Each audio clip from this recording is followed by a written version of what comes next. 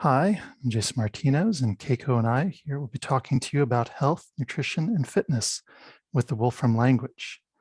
So over the past several years, we've been greatly increasing the assortment of data and tools that are available within the Wolfram Language to calculate the calories you're using doing exercises, the nutrition information of the foods you're eating, and various guides to tracking your fitness and planning out your fitness goals. So I'm going to let Keiko here talk to us about the data side of things with physical activities and weight training.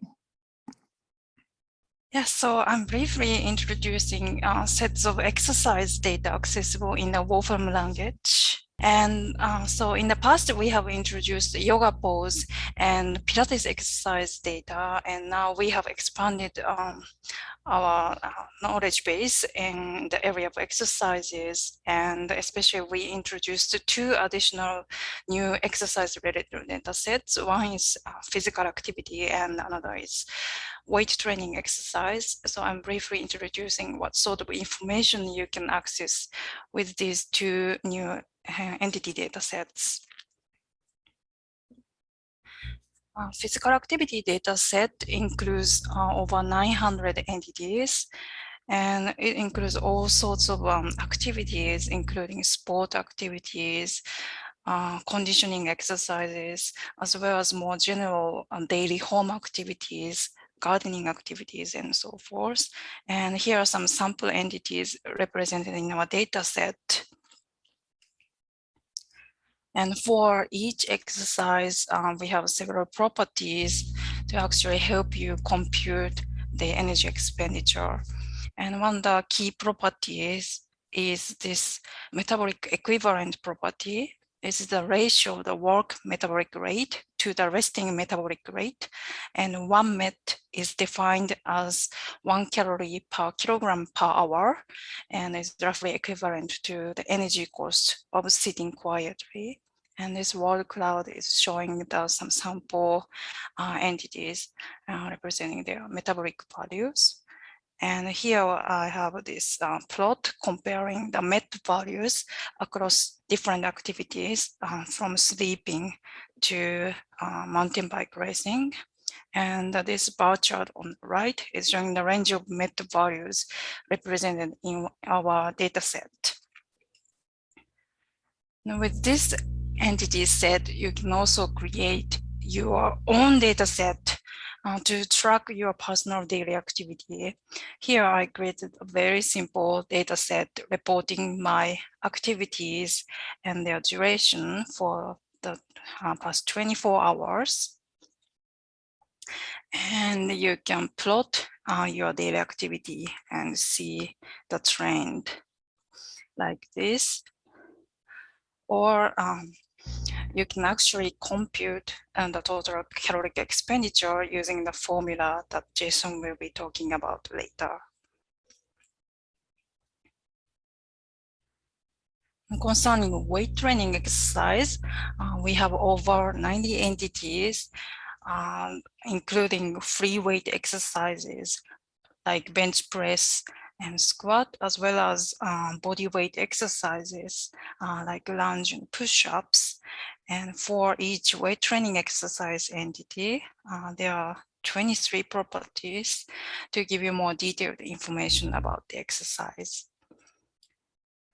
Like physical activity data set, we have this metabolic equivalent values for each exercise. So these values can be plugged into the formula so that you can compute the energy expenditure. And for the repetition-based exercises like jumping jack or crunch, we also have these calories per repetition values. So these can be helpful to compute the energy expenditure based on the repetitions of the exercise. And in addition to these parameters, we have nice schematic diagrams illustrating the starting and ending positions of the exercise, as well as nice textual instructions to give you more details. In addition to that, we also have anatomical information for each exercises. We have a muscle group information, like which muscles are engaged for this exercise, or which muscles are supporting this exercise. And we also have a nice schematic diagram showing the location of the muscles in the body.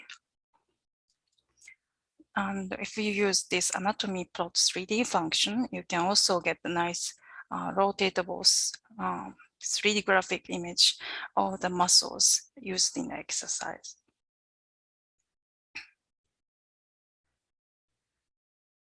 In addition to that, you can also look up exercise by your focus, like which muscles you want to strengthen, or which body parts you want to strengthen. And those can be done using these entity queries. Here, for example, we are finding weight training exercises that specifically strengthen your arms. And this is just a brief summary of my part of the talk, but we have introduced 2 new data sets, physical activity and weight training exercise data collections, to add additional information about diverse sport and daily activities, and also to support computation of energy expenditure. So I'm now handing this back to Jason for more formula-related topics. So now let's talk about the formula side of things. We've been adding a lot of formulas over the past couple of years to help with tracking various exercises, as well as other fitness-related topics. So as Keiko's mentioned a few times, we have ways to interact with the physical activity and weight training exercise data types. And these are primarily through our energy expenditure formulas. So these let you calculate how many calories you're burning doing a given physical activity. And we've had something like this for a while, but more recently, we've improved our results to better take into account the particulars of the person doing the activity. So things like their gender, their height, their age. And this is all thanks to this denominator here, which is essentially the BMR, or the basal metabolic rate for the person. So this lets us fine-tune our results to calculate the person's base metabolic rate. So get an equivalent in those METs, or the metabolic equivalents that Keiko mentioned earlier. And it'll also calculate things like the amount of fat you're burning or the amount of oxygen you're using. So I have a similar formula here for weight training. It's basically the same sort of thing. So let's take a quick closer look at the metabolic rate. So there are a number of different BMR formulas out there. The one we're using right now is the Harris-Benedict model. It's a somewhat older formula. If you are working in the Wolfram language, formula data also includes the Mifflin BMR. But all of these are basically statistical models, and they're not going to be 100% correct. Even the best models can be off by 20% or so, because they're not taking into account even more parameters, such as the amount of muscle mass you have, those sorts of things. But still, it gives you a much better estimation of the calories you're using. So the major factor in calculating your BMR and your physical activity calorie usage is weight. The heavier you are, the more energy it takes to move around or do all the basic processes that are involved in keeping you alive, breathing, and all that sort of thing. So the heavier you are, the more calories you burn. Height has a lesser effect.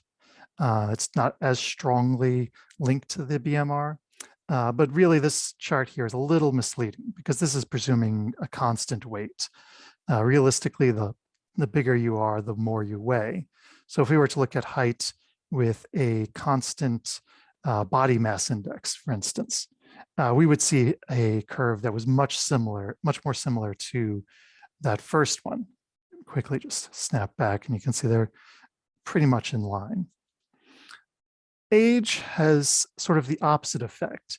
The older you get, the less calories you need to maintain your processes. That might be because you're not having to devote so much energy to various hormones, or maybe your body's just not doing as good a job of maintaining itself.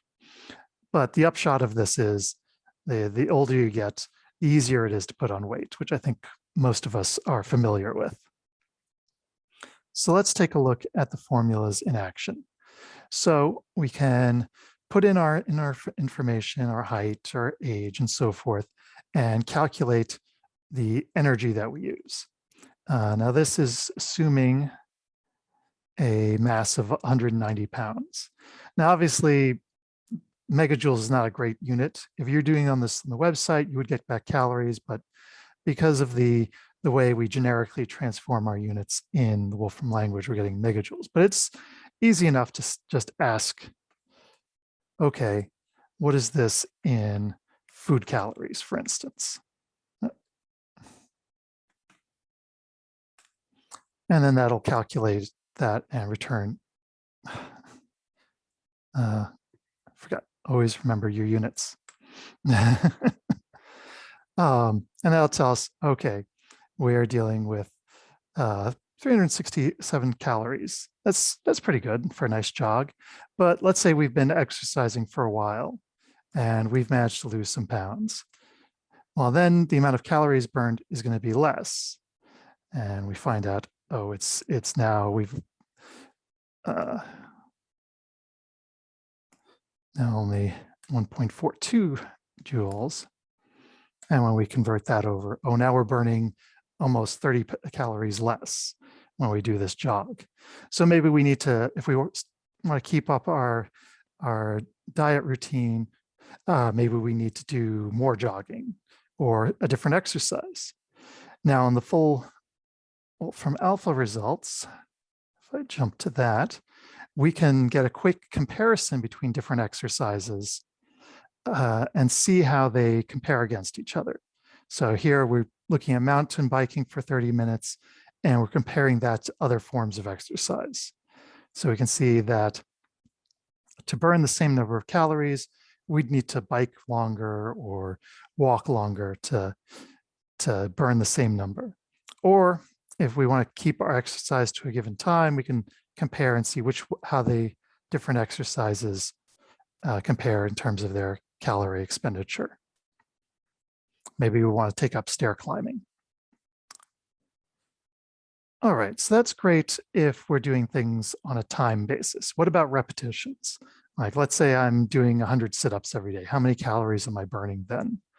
Well, that's where our various repetition-based formulas come in. These take the calorie, sort of an average number of calories burnt doing a given exercise in every repetition. And you factor in your weight and number of repetitions, and it tells you how many calories you're burning.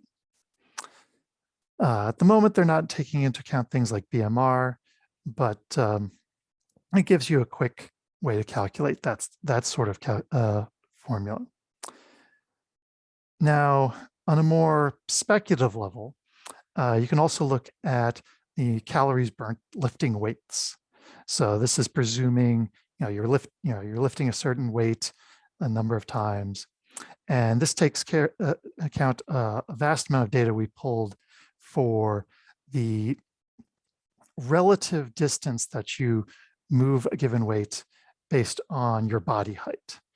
So taller people will move a weight further, while shorter people will move less. And it needs to take into account both your body height and your weight, because a lot of these exercises will also involve moving your center of mass, which is also going to burn calories. Now, this is a very physics-based calculation. So we're sort of looking at calorie usage as work, so force over distance. So we're going weight times gravity, mass times gravity times the relative distance that you move it, with some human efficiency factor. So about 25% is our assumption. But this is a very rough calculation, very much near the limit of current, where the literature is currently.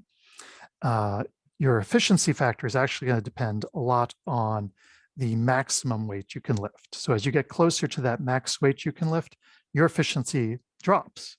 And so the number of calories you use lifting that weight goes up.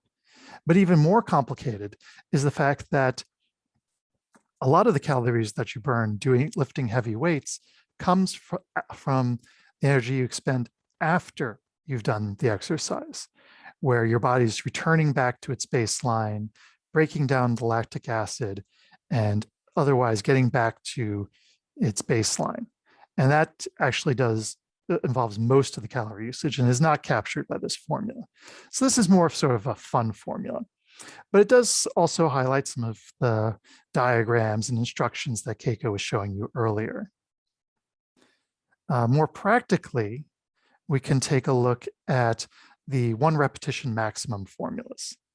So these predict the maximum weight that a person can lift based on a lesser weight that they can lift several times. So we're talking about lifting a heavy weight that you can only lift, say, 8 times, and then figuring out from that, what is the maximum weight you can lift? And really, they're only really usable in that regime of about a dozen or so reps or less. And the 2 formulas we support are the most common ones, Epley and Brzezinski, and give you a way to look at your weightlifting in a different way. All right, so we know how many calories we're burning, but that's just part of the whole fitness plan. We also need to figure out how many calories we should be eating. And that's where our weight loss formula comes in. So this takes into account your BMR based on your age, gender, and current weight, and then calculates from that how many calories you need and what your ideal weight is and how long to get to that ideal weight. Now, the default value is probably not what most of us would want to use. So let's just switch that over to calorie intake. Take a moment. And we can use that to compute how many calories we should be having every day. Now, just a quick note about this activity level. So we just supply a bunch of different levels that are used in calculating this amount. But for most of us, we're either going to fall in sedentary, which is, say, office work, where maybe you're a little active, but most of your day is spent sitting down or doing only light work moving around, or moderately active if we're the kind of person that has an active job where you're doing a lot of lifting and moving things around, or if you're the kind of person who has an active physical routine that they do every day for a significant amount of time. The rest are generally more applicable to professional athletes.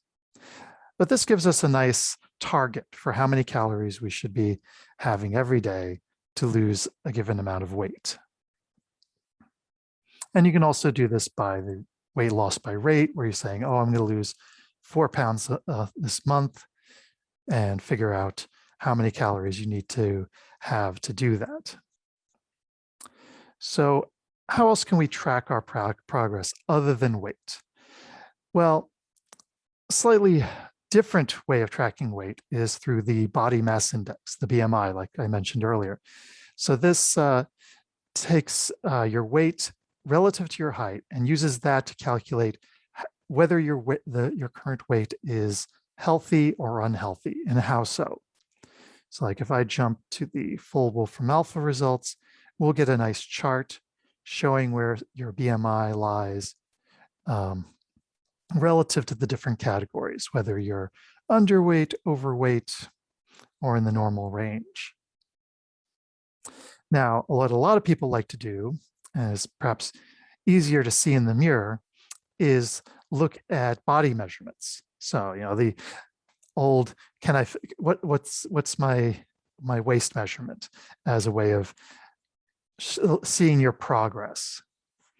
And there is actual medical tests based around this, namely the waist to hip ratio. So this takes the circumference around your waist, usually just above the navel, and the widest part around your hips, level to the ground.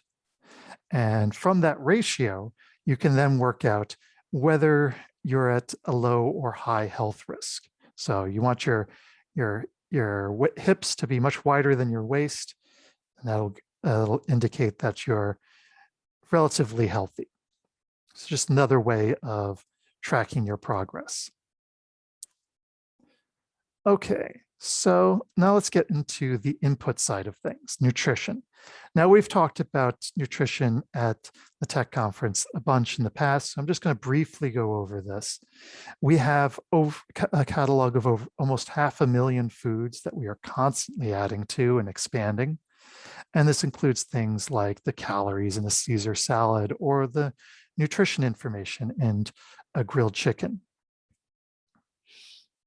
You can even use it to find foods that are high in vitamin K. So looking here, we're taking the entity class of all vegetables, and we're making a word cloud where we've weighted them based on their vitamin K content. So this could be useful if you're trying to plan out your meals for the week. And talking about meals for the week, you can also create your own nutrition labels. So you can make one for dinner. So if you have a standard dinner, like let's say you have some spaghetti, you're having 3 meatballs with that, some pasta sauce, and some soda, you can put all of those together in an entity group and then create a dinner with a nutrition label. And you can look at how healthy that is. So here I think we can see that we're getting a little too much saturated fat in our dinner. So perhaps we need to lay off the meatballs or replace them with turkey meatballs. So it's a way to guide yourself as you're planning your meals. Now, there is another way that we've just recently made available that lets you track your nutrition and exercise information. And that's through Excel. Through our partnership with Microsoft, you can now access Wolfram Alpha data through Excel. So this is showing their nutrition tracker template where you can put in your foods using natural language and then resolve it with the data button for Wolfram. It'll go to Wolfram Alpha, find the entity that corresponds with that, and get back all of the nutrition information. And so you can catalog your various foods. You know, maybe I had an apple in the morning, then some oatmeal for breakfast, treated myself to a chocolate cupcake, and then had a Caesar salad, and see how that affects the amount of calories and carbs and so forth that I have during the day. You can do the same thing with that physical activity exercise I showed you, where you can say, all right, I'm going to jog for 20 minutes. How many calories did I burn? And you can use this to track have another way to track your exercises over the course of a day or a week and figure out how many calories you used in each one. And if you want more information, each of these things has its own little window here that you can hover over, and it'll show you the various default values that it's using. So perhaps here I should have said that I should have said male, walking for pleasure for 1 hour, and maybe specified my weight to get a better estimate of the number of calories burned. And so that provides you another way to track your information and improve your health and fitness. So I hope we've shown that the Wolfram language has a lot to offer in terms of data and tools for looking at exercises and nutrition, as well as just looking at how healthy you are, and that this will help you in pursuing your own health and fitness goals. And now that I've been talking to you for about 20 minutes or so, I can look and see how many calories I've burnt. And it looks like I've earned myself half an apple. So thank you. Okay, so now we have some time for some Q&A. Yeah. I do not know the answer to this nutrition question, unfortunately. I think it's just the relative amount. Mm. Yeah.